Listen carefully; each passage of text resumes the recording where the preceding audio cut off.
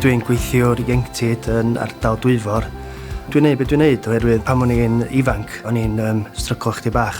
A o'n i'n bod yn teimlo fatha o'n i'n gallu mynd at teacher. A o'n i'n teimlo fatha bod oedd yn mynd at counsellor chdi bach rhy fformal. Wedyn o'n i'n bod tro'n meddwl dwi isio rhywun fatha yn y canol. A dwi'n meddwl fatha efo gweithiwr ieuenctid fatha, dyn nhw'n gael gweld the teachers, dyn nhw'n gael gweld the counsellors, maen nhw jyst yn y canol chi. A dwi basically jyst eisiau fod yn rhoi dolwyn i nhw be o'n i eisiau pan o'n i'n ifanc. Mae Andrew wedi helpu fi magu hyder lot wrth helpu fynd fewn i weithio efo cwmni fatha Fran Wen a helpu fi wneud pethau efo Duke of Edinburgh Award. Mae o fatha plentyn ei hun oherwydd mae mor hawdd i siarad efo. Mae'n gallu effeithio bywydau llawer o bobl. Mae'n person mor arbennig, mae'n helpu ni gyda hyder.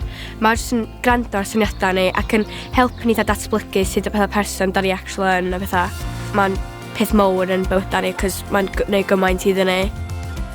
Dwi'n teimlo'n really honoured bod fi wedi gael yn enwebu, enwedig fod yn dod gen y pobl ifanc. Dwi'n meddwl byd efo pobl ifanc dwi'n gweithio efo, a gan maen nhw wedi enwebu fi, dwi'n gwybod dwi ar y ffordd iawn, ond dwi'n gobeithio bod nhw'n gwybod dwi'n gwneud swydd 'ma 100% i'r pobl ifanc, a dwi'n jyst eisiau deud diolch yn fawr iawn i nhw, i ddweud y gwir.